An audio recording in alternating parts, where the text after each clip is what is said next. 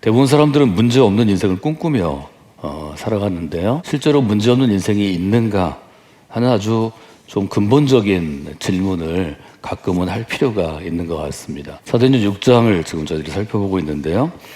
사도행전 6장은 여러분이 아시는 대로 예수님의 제자들이 일종의 이끌어가는 그러한 예수님의 일대 제자들을 중심으로 형성된 신앙 공동체입니다. 쉽게 예루살렘 교회 이렇게 부르기도 합니다.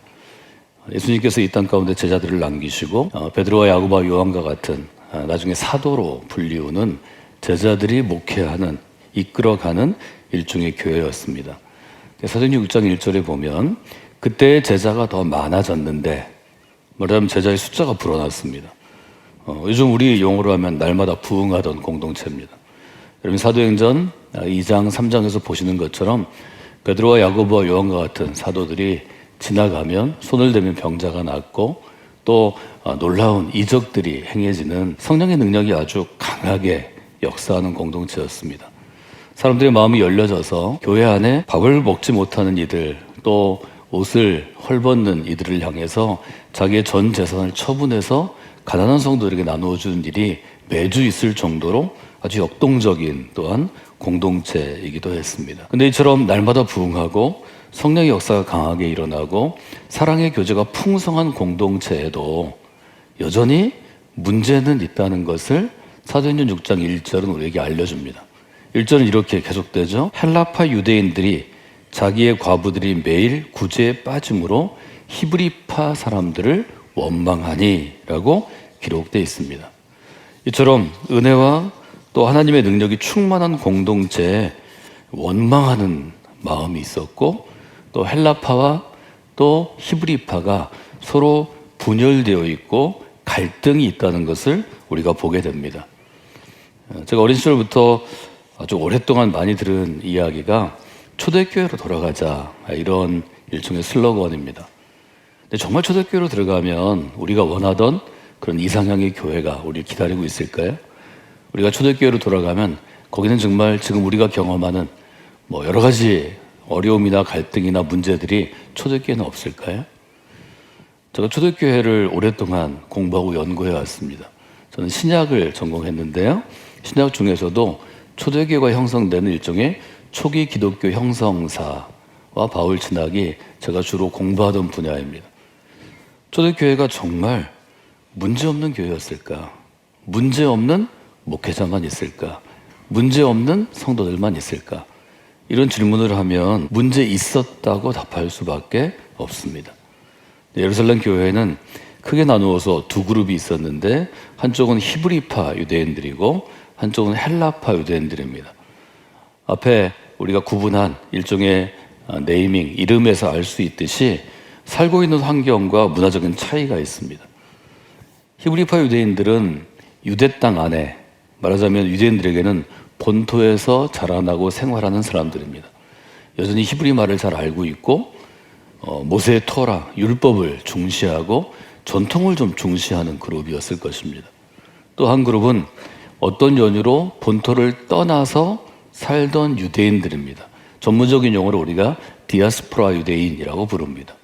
디아스포라라는 뜻은 무엇인가 하면 흩어져 있다라는 뜻이죠. 그래서 디아스포라 유대인은 유대 본토가 아니라 그 주변에 여러분이 아시는 대로 바다를 중심으로 소아시아 지역, 그리스, 터키, 시리아 이런 지역도 있고 밑으로 가면 아프리카 북단의 이집트, 예를 들어 알렉산드리아 같은 도시는 여러분이 잘 아시는 대로 아주 큰 도시였고 항구 도시고 도서관이 있어서 가장 오래되고 가장 일종의 규모를 갖춘 체계적인 그런 도서관이 있는 곳입니다. 알렉산드리아 도서관만큼 유명한 곳이 알렉산드리아에 있는 유대인 집단 거주 지역입니다. 유대인들이 굉장히 많이 있었다는 거죠. 그래서 그분들이 어떤 연유로 예루살렘에 돌아와서 그리스도인이 되었다는 거죠. 이분들은 유대 문화보다는 그 당시에 전체를 장악하고 있던 로마 제국의 문화, 로마 제국의 문화는 사실은 헬라 문화입니다. 그래서 우리가 헬레니즘이라고 부르죠. 그리스 말을 하고 일종의 그리스의 라이프 스타일을 따라가고 그리스 철학의 영향을 받는 사회 시스템입니다. 이미 예루살렘에 와 있지만 이분들에게는 로마 사회의 시스템이 좀 더 익숙하고 말도 헬라 말이 더 익숙하고 생각도 헬라화되어 있습니다. 그렇기 때문에 이분들은 유대교 입장에서 보면 좀 더 개혁적이고 변화를 추구하고 전통에서 좀 벗어나려는 그런 그룹이다. 우리가 이렇게 볼 수 있을 것 같습니다. 여러분, 교회 안에 이런 갈등과 분열은 어느 곳에나 있는 것입니다. 특별히 우리 사회가 1950년대부터 보더라도 전쟁 이후에 가장 낮은 것, 후진국 경제부터 시작해서 쭉 올라와서 선진국까지를 다 경험했습니다. 이런 일종의 경제적인 수준의 차이가 교회 안에 여전히 남아 있습니다. 상당히 좀 전근대적인 그러한 조선과 같은 그러한 나라에 있다가 시스템이 완전히 선진국으로 바뀌면서 민주주의 사회로 변화되는 것도 우리가 경험했습니다. 지금 교회에서 당연한 것들이 불과 20년 전, 30년 전에는 전혀 당연하지 않습니다. 예를 들면 이제 저희가 교회를 새로 짓고 더 현대적으로 바꾸면서 저희 예배는 일종의 밴드가 중심이 돼서 찬양합니다. 신사이저, 또 드럼도 요즘은 전자드럼 쓰고 있고요. 피아노나 올간과 같은 전통적인 악기보다 지금 쓰는 악기를 많이 씁니다. 그러나 저희의 청년 시절에는 교회 신사를 연주하는 게 쉽지 않았습니다. 아주 오랜 시간이 걸렸습니다. 드럼이 교회 안에 예배로 들어오는 데는 정말 많은 청년들이 쫓겨나고 혼나고 뭐 이런 시절들이 있었습니다. 아주 기타를 들고 찬양하는 게 지금 익숙해져 있지만 기타 들고 강단에서 찬양하면 교회 어른들이 끌어내려서 교회 문 밖으로 나가기도 하고 기타가 많이 부서지기도 했습니다. 이런 것들은 일종의 문화적인 충돌이라는 거죠. 지금 저희 교회는, 성악교회는 굉장히 그래도 의복은 격식을 갖춰서 많이 오시는데요. 20년, 30년 전에 여름에 반바지 입고 슬리퍼 신고 교회에 오다가 쫓겨난 청년들이 도시 교회마다 다 있었습니다. 뭐 지금도 사실은 의복이 여러분들이 젊은 친구들이 예배 드리는 예배에 가면 조금 어려운 부분도 있습니다. 근데 이런 어려움들이 사실은 교회 안에 여전히 있는 것을 보고 초기 교회 예루살렘 공동체에도 히브리파 유대인들과 헬라파 유대인들이 좀 불편했겠다, 이런 생각을 여러분들이 하실 수 있습니다. 처음으로 부딪힌 것은 어떤 것인가 하면 음식을 나누는 일이었습니다. 지금으로 얘기하면 일종의 구제 사역인데요. 그 당시 어려운 사람이 많고 매일매일 밥 먹는 게 힘든 사람이 많았는데, 특별히 홀로 되신 여인들, 어떤 버림을 받든지 남편이 어떤 이유로 어려움이 있을 때 그 여인과 그 아이들이 정말 힘들고 어려운 삶을 살 수밖에 없었습니다. 이분들은 교회에서라도 좀 한 끼 밥을 먹고 교회에서라도 실제적인 도움을 받아야 삶이 유지되는 그런 분들입니다. 이런 분들에게 음식을 나눠주는 일이 좀 문제가 생겼습니다. 여기 보면 헬라파 사람들이 히브리파 사람들을 원망했다, 이렇게 표현합니다. 원망하게 되었습니다. 원망하게 되었다는 것은 자기들이 차별을 받고 있다고 느끼는 거고, 자기들이 피해를 받고 있다고 느끼는 거고, 대접을 받지 못한다고 느끼는 것입니다. 인간 사회를 무너뜨리는 가장 큰 것이 원망입니다. 우리는 그 예를 이집트를 탈출한 이스라엘 백성들로부터 쉽게 볼 수 있습니다. 이스라엘이 가장 어려움을 겪은 것은 출애굽해서 이집트에서 나와가지고 광야에 있던 그 수십 년 세월입니다. 사실 그 길이 우리가 생각하는 대로 40년 동안 그렇게 갈 수 있는 길은 아닙니다. 더 빠른 시일 안에 약속의 땅에 들어갈 수 있었습니다. 그들이 왜 40년 동안 광야에서 이렇게 일종의 방황했어야 되나? 가장 큰 이유로 그 당시 이스라엘 백성들의 원망하는 성향입니다. 성경에서는 완악함이라고 표현하는데요. 아주 악했고 목이 곧았습니다. 사람이 어떤 일에 불만을 갖게 되면 마음이 좀 어려워지고요.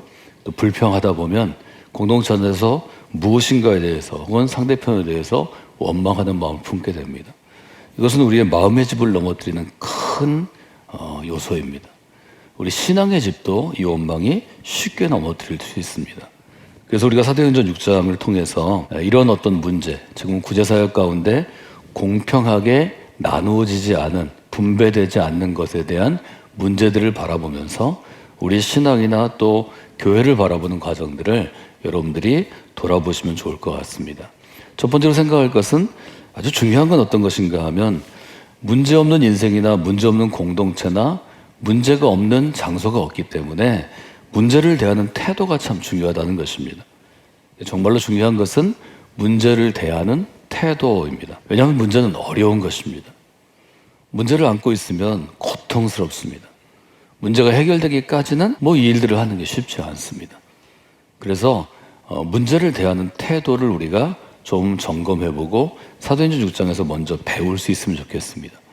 첫째로 배울 수 있는 것은 어떤 것인가 하면 어떤 문제가 생겼을 때 행하던 일을 중단할 수 있다는 것입니다. 쉽게 빠질 수 있는 유혹이죠. 어떤 문제가 생기면 그 일을 그만두면 그 문제가 사실은 단기적으로 사라질 수 있습니다. 그래서 우리가 어떤 문제가 생기면 우리가 행하는 일들을 그만둔다는 거죠. 근데 교회 공동체의 경우에는, 지금 예루살렘 교회의 경우에는 이 구제사역은 필수적인 사역이었습니다. 이 구제사역을 통해서 혜택을 받는 사람들이 많았고 하나님의 사랑을 아주 체험하는 사람들이 많았고, 또 누군가는 재산을 팔아서 누군가는 그들을 공개해야 됐기 때문에, 대접해야 됐기 때문에 헌신의 귀한 체험들이 계속해서 선순환을 이루어가고 있습니다. 우리가 신앙생활을 하거나 아니면 교회 공동체에서 어떤 선한 일을 하는데 그 선한 일에 문제가 생겼을 때는 첫째 기억할 것은 중단하지 말아야 합니다. 문제가 있어도 그 일을 계속하는 게 더 중요합니다. 예를 들어 교회를 무너뜨리려는 어떤 악한 세력이 있다. 선한 그리스도인을 넘어뜨리려는 어떤 악한 세력이 있다.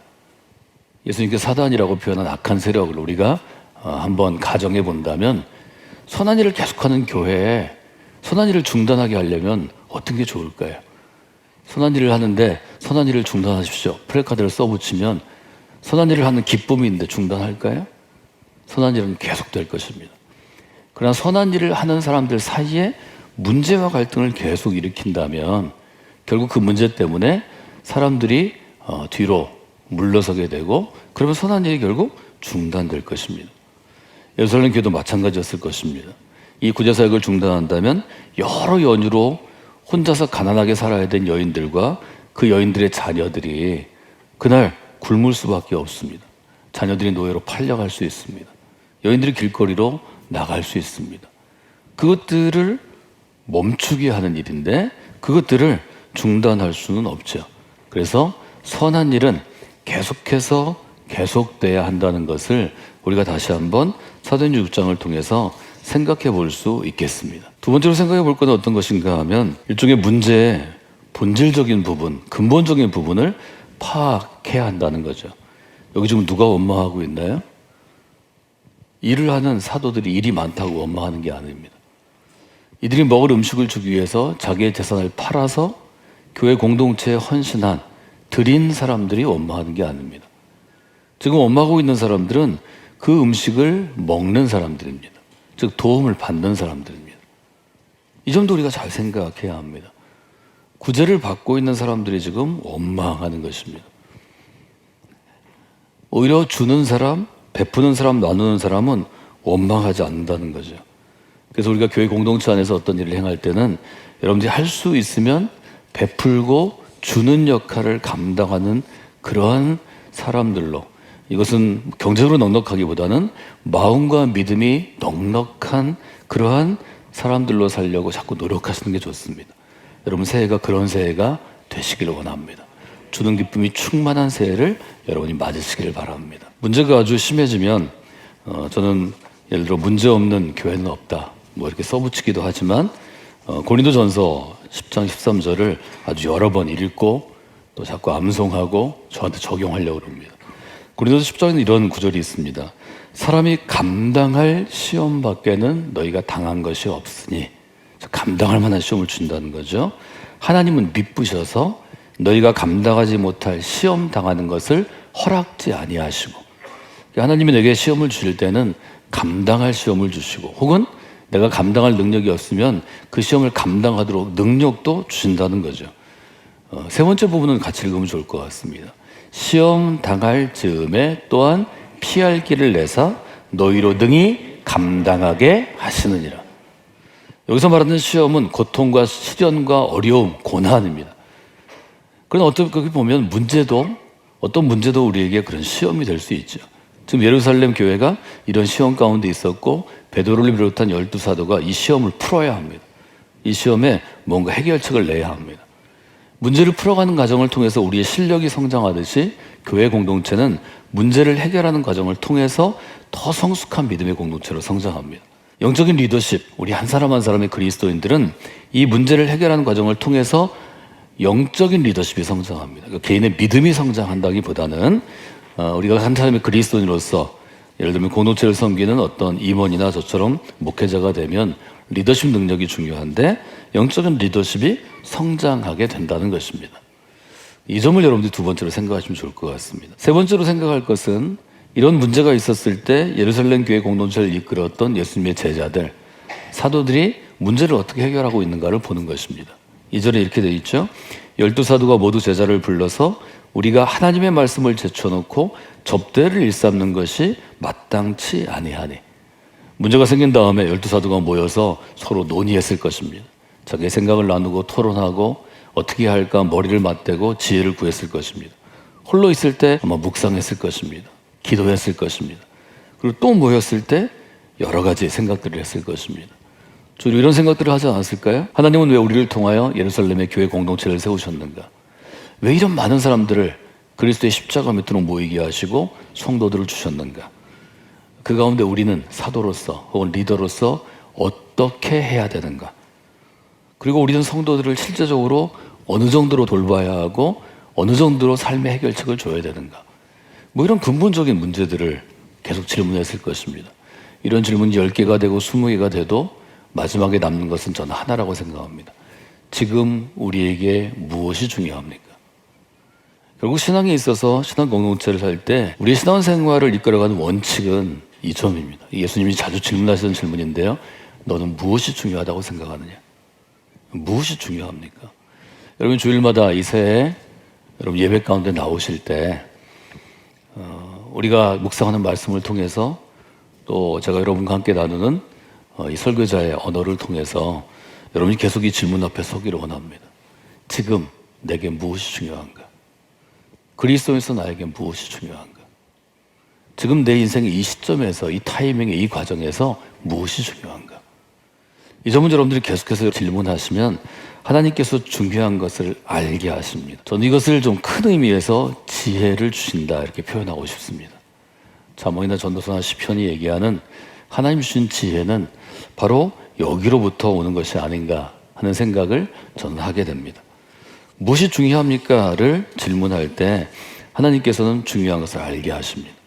사도들이 이것을 질문했을 때 2절에 보면 하나님의 말씀을 전하는 것, 이 말씀에 따라 성도들을 훈련하는 것, 이것이 1순위였습니다. 두 번째가 다른 것들이 될 것입니다. 여기 접대하다라는 접대는 헬라어로는 음식을 놓는 테이블을 의미합니다. 식탁을 의미합니다. 식탁을 놓는다는 건 뭘 얘기하냐면 그날 점심을 먹기 위해서 배고픈 사람, 점심을 못 먹는 사람들을 위해서 뭐 음식의 재료들을 요리하고 해서 먹도록 놔주는 것입니다. 여기 일삼는다 표현했는데 일삼다는 표현은 섬기다, 봉사하다라는 단어입니다. 음식을 먹도록 봉사하는 것입니다. 배고픈 사람에게는 가난한 성도들에게는 음식을 잘 준비하고 먹이는 것이 좋은 목회가 될 것입니다. 좋은 사역이 될 것입니다. 근데 문제는 점심 저녁을 이렇게 하면 하나님의 말씀으로 양육하고 훈련하고 전하는 일은 이 12명의 사도들이 감당하기가 어려운 거죠. 사실 이 일로 인해서 지금 예루살렘 교회에 중요한 것이 무엇인가 하는 것을 사도들이 깨닫게 되었습니다. 공동체 안에 문제가 발생했기 때문에 사도들은 자신이 해야 될 중요한 일이 무엇인지를 깨닫게 된 것입니다.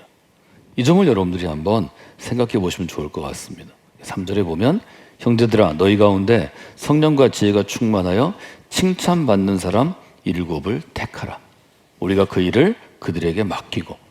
사도들의 결정은 간단합니다.